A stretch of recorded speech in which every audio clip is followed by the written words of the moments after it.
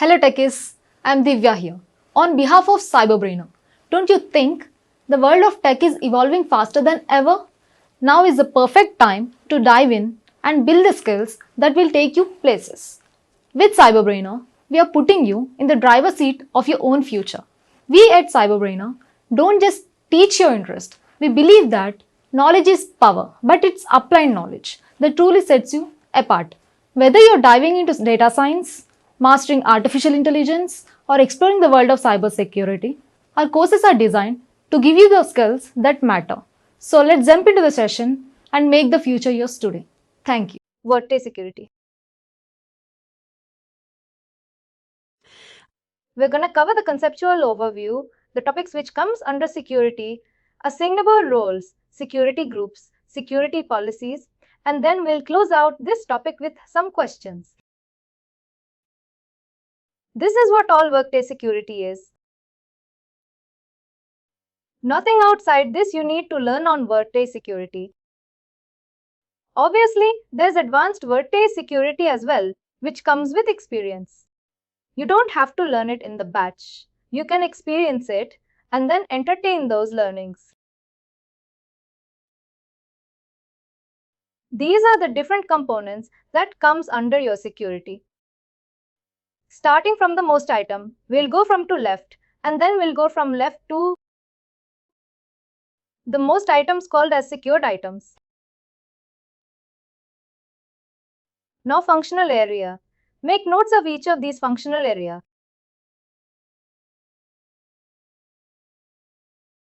These are the different parts of Workday in which Workday is divided. There's this report called as functional area.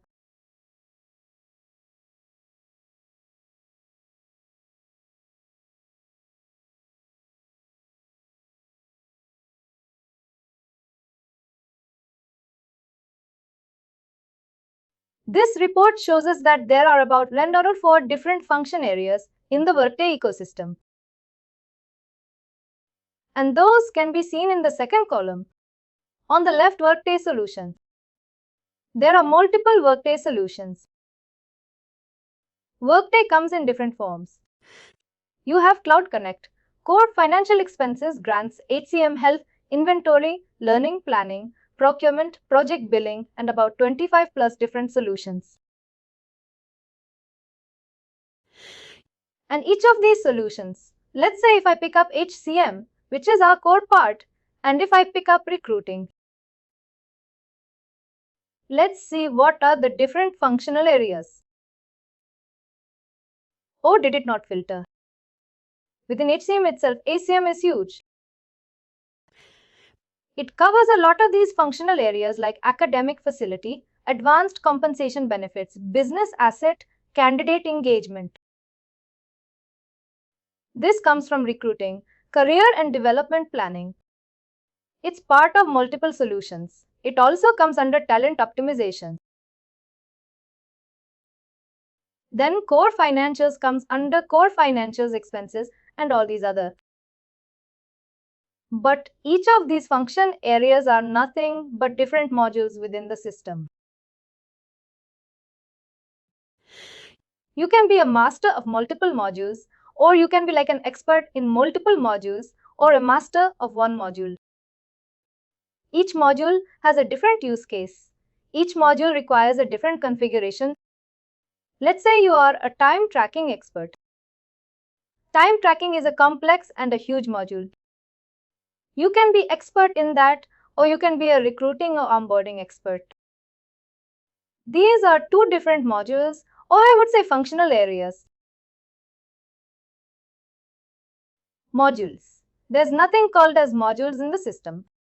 It's just a term coined by the Workday consultant that this is one module, this is another. These modules, the technical term is functional areas. Now everything is divided in Workday in these functional areas. Each functional area, let me open up. Every functional area, if you see this particular visual, every functional area comes with its domains and business processes. Every domain has a security policy. Likewise, every business process has a security policy. We're going to talk in detail on what a domain is, what a business process is, and then comes the security groups. Every functional area comes with the domain business processes, and then they have their security policies. Without these, nobody can access a domain or a business process. And then there are security groups, which plays a game. Now coming back to this, in this functional area section, we have domains. Domains can have subdomains. We'll look into one of that. Let's look at something that we can relate ourselves to. Let's say contact information. This is a functional area which is part of multiple Workday solutions like Core Financials Expenses Grants, HCM Inventory. Let me open that in a new tab.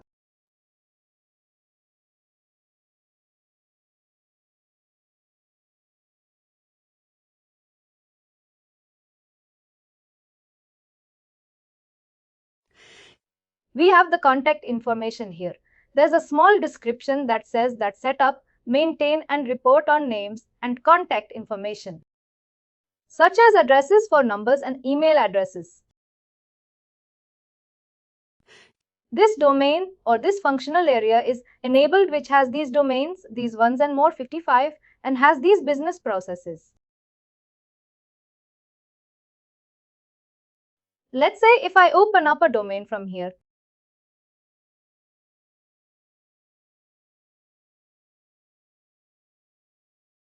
now you see that this particular domain has these subdomains. It's not important that every domain will have a subdomain. It's not that common, but a good amount of domains have subdomains. Now, like domain is one part of function area. Another part is business process. If you see the visual, it shows you like a swim lane diagram. Each of these steps are based on a particular condition or a particular logic, and then it moves to the next. And then you have condition logics. See this rhombus sign? This is like if-else statement. If it's a yes, then it will do a particular action. If it's no, then it moves to the next action. We'll come into detail of that a little later. But what are these domains? What are these business processes? That brings us to our next part, which is over to the left. Domain security and business process security. Now each domain, if I look at this, this is a domain that we are looking at. Person data emergency contacts. Now this domain, if you see here, has about 86 count of secured items. Now I'll request you guys to make a note of secured items. Once you write secured items, pull out two arrows from it. In one arrow, write securable actions. And in the other arrow, please write securable reporting items.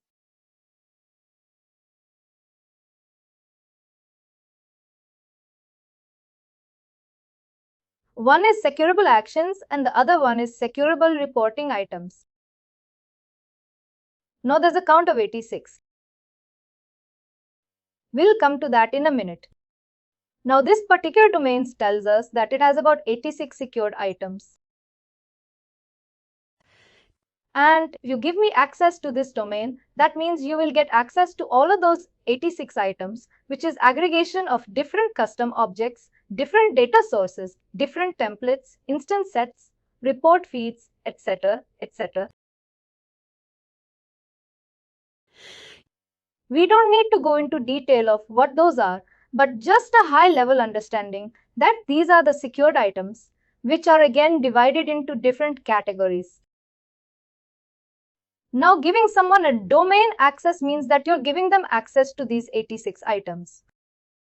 And what are those 86 items? We navigate to them through these domain security policies. Or, how do you do that? Either click on this hourglass or the magnifying glass, or you can go to the related action.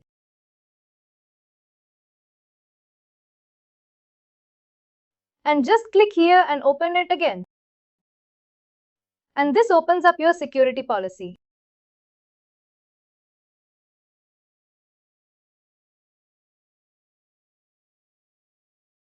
All now see the difference. Previously we had a domain view. Now we are at a security policy level. All it says person data emergency contact. Now this particular security policy shows you these securable actions and securable reporting items. If you add them up, this should come out to be a total of what you have here. A6, this comes out to be 84. There are two items which are out of sorts. In the real-time world, that is not the case, but it matches what you have there. Now, what are these securable actions and securable reporting items? The domains give you view and modify access to tasks or worker information. Tasks are nothing but single-step actions like update a photo, change your photo. Change would be like an action step, but adding a photo would be a task. All uploading a document would be a task. There are many tasks and there are many different business processes. There's a difference. But to understand domain, primarily domains give you the view and modify access to worker information or to any information. It answers the questions. What do you see in the system? Domains answers the question. What do you see in the system? And the security policy gives you that information that, let's say, if you have access to this particular domain, which gives you access to this domain security policy, that means you get access to these 67 actions and 17 and reporting items.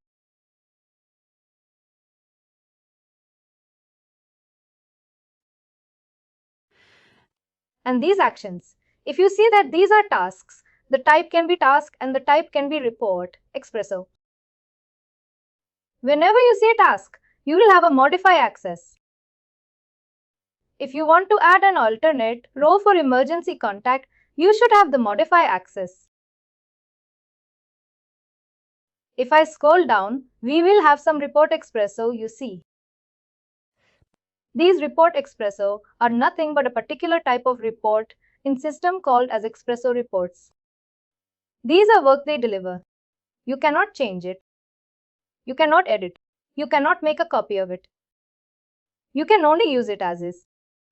And these are mostly used. I'll show you that in a minute, where they're mostly used. In this case, it says view only access because you cannot change anything. There's no point of giving modify access. And all this that you see here, this view, modify these different. These all are work. They deliver. What we do as part of security is understand. If I give you access to something, what do I know or what do I get to see?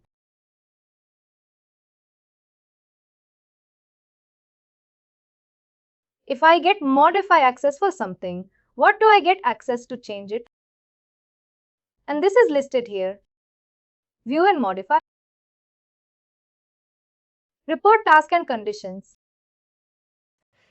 One thing to understand and one thing to notice if you get access. Oh, let me take a step back. Come back to this visual again. Domains gives you access to then modify.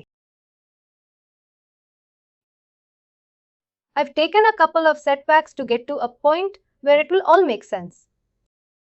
Now domains give you view and modify access. For example, if you are an employee, just a regular employee, not in the HR group. Mostly what you see for your peers and your colleagues or your manager is maybe their contact information, not to like in detail of what their home address is in generic, what their contact information is, maybe a summary of what their experience was. Where are they coming from?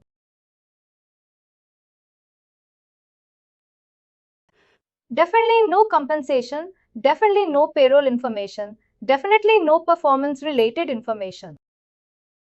For your colleagues, you can only see very limited information. But let's say if you're a manager or you're a manager team. In that case, you can see everyone's time off. You can see everyone's goals and milestones and performance ratings. You can see everyone's compensation, and because you are a manager, how do a manager able to see it, but an employee cannot see? Obviously, ethics.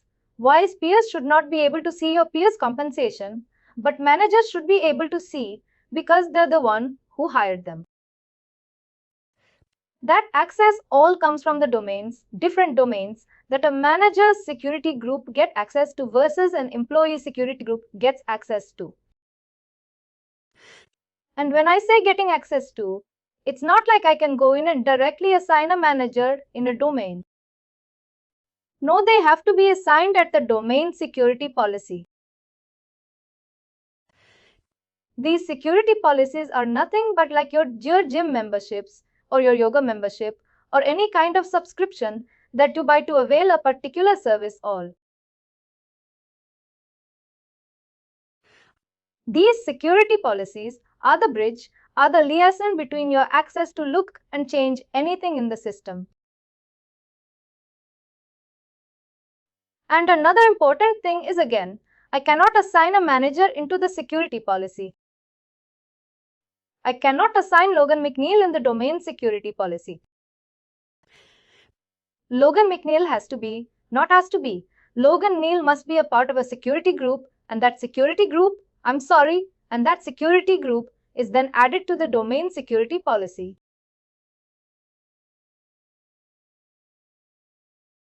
If you see something here, these are all different security groups.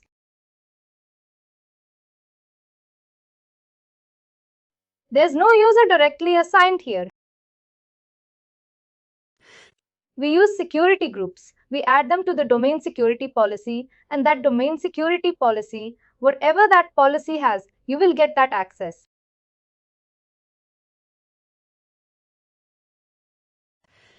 That means if I create a security group for myself and add it here, that means that security group will have access to all of these 67 plus 17 items. There's no way, or there's no alternate way, or if let's out of this 67, I only need 60 something actions, I don't need the others. No, you cannot do that. If you're giving someone access to a domain through the domain security policy, they get access to everything that particular domain has. And the decision comes from the business. Who can see what? The person who do the changes in the system is a security administrator. Let's say, if you are the chief human resource officer in your organization and you have started your own team, you have someone in the benefits, you have someone in the payroll side, you have someone managing your absence, someone managing recruiting and onboarding all. What a recruiter should be able to see versus what a payroll person should be able to see. You will decide versus what a benefit employee would versus what a benefit person would be able to see. You will decide that. And a security administrator who is a Workday expert will do the configuration for you. Obviously, there is some Workday delivered security that comes with Workday, which in the initial phases is more than enough to start your system, to go live with it. But as soon as your organization grows, you get to understand more about the system. Those continue to get updated. Security administrator is not like that. They only take care of security. Usually any HR admin, like the core Workday team, in most cases, all of them are security admins. For example, if you are already working in an organization and I join in as a new Workday consultant, all I need some security access to be able to. And let's say you hired me to do some compensation configurations. I need some compensation related access. I need to have a competition admin access, compensation partner access, different actions that I can take as a compensation person.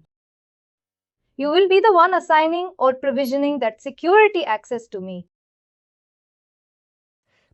And let's say, once I become familiar with spending, I've understood everything, did the configuration, and someone new joins in, then I can also do the same for that person. All of us, the core Workday team, are security admins in most cases.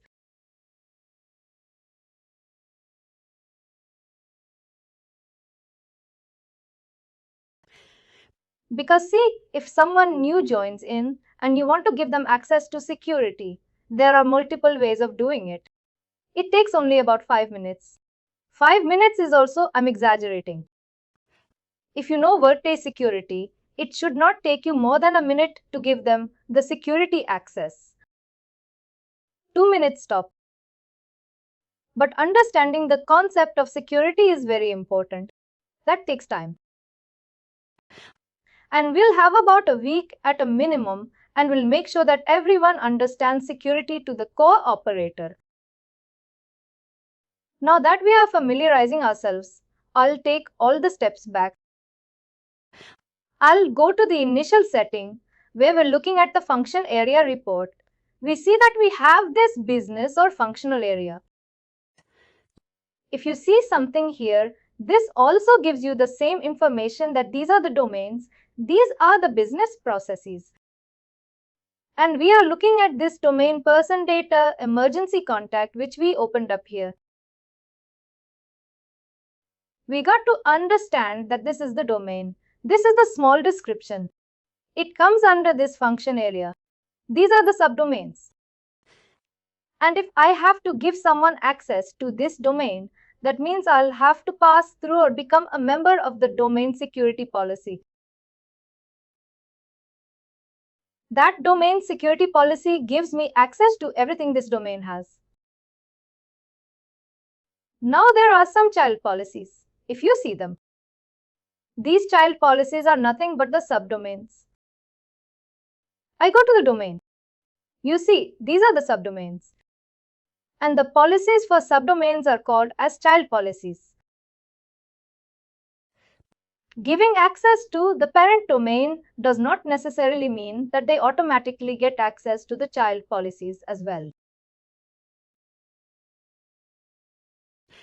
Every security policy, or I'll say every domain, whether it's a parent domain, whether it's a subdomain, has their own security policy. Now, I was saying that the child policy can have a different set of security groups accessing it, and a parent policy might have a different one. It's absolutely.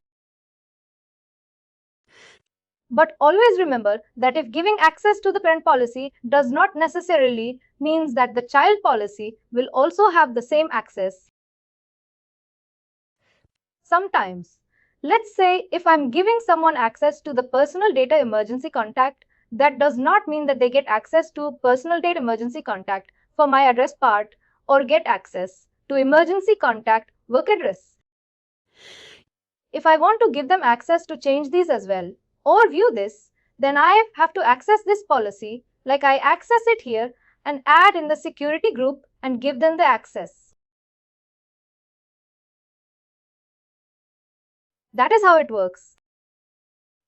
And see this visual and this visual. These are very powerful.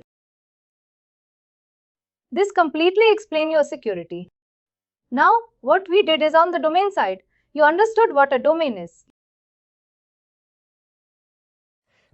Now we only understood in theory what a domain is, but did look into the tenant that this is a domain.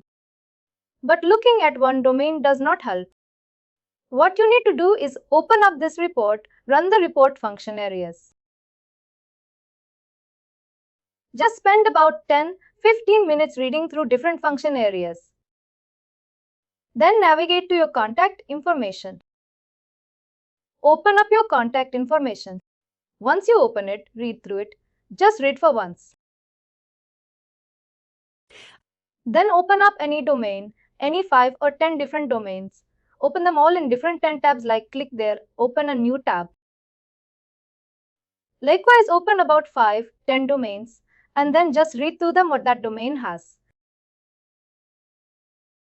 Does that domain has any subdomains or not?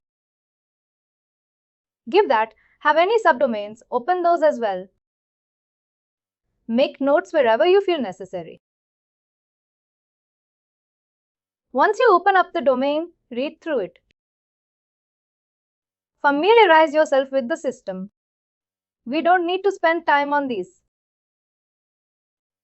These are not something that you need to worry about. Don't worry about those.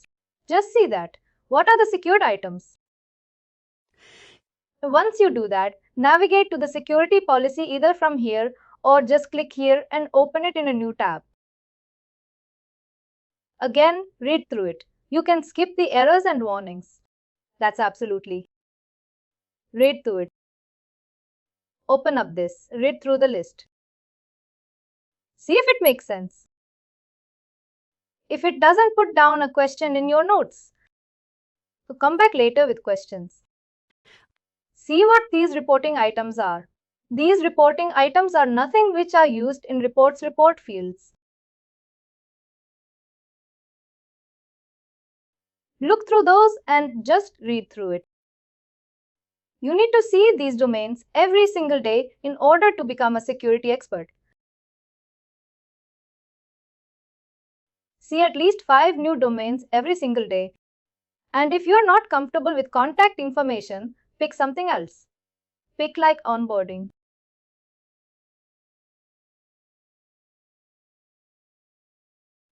Pick your onboarding functionality. Open that up.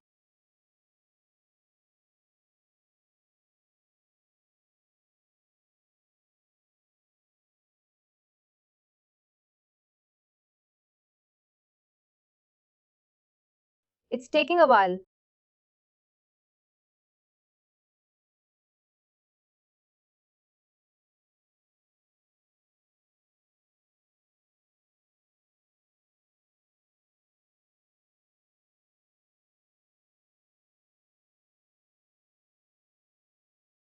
A performance enablement is one of the functional areas.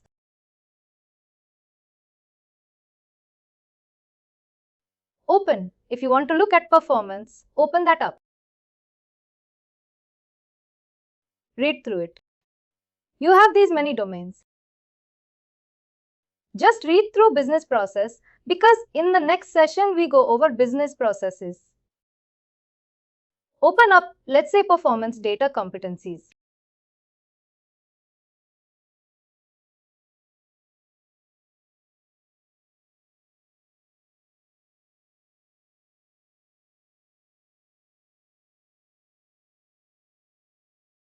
And there's not much to read here. What you can do is open up the security policy for it. And then you have all these different securable actions and securable reporting items. Open them up and see what those are. Work sets, you can skip work sets. It's not in the scope of the score. You can open up the reporting items. These are different report fields and different security groups, which has access to be unmodified. Just make yourself comfortable in opening up security policies and navigating to domains and picking up the functional areas. Even if you're not able to connect the dots, eventually you will. But now just make yourself comfortable in navigating to these domains. The more easily, the more frequently you will work on these domains, the better it is for you. Pick up at least 5 different domains. If time allows, pick up 10 different domains. Different functional areas.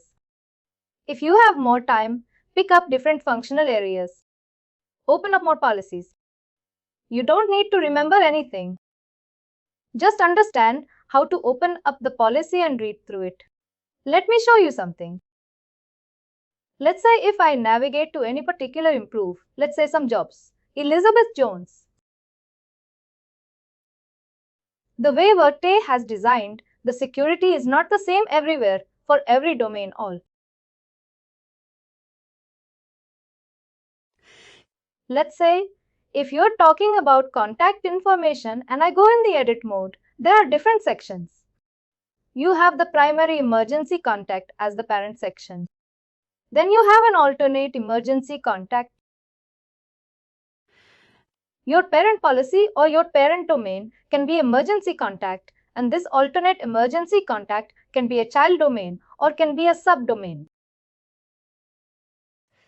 Based on the business decision, the business can decide that, let's say, can we give the HR admin access to edit or modify alternate emergency contact or not?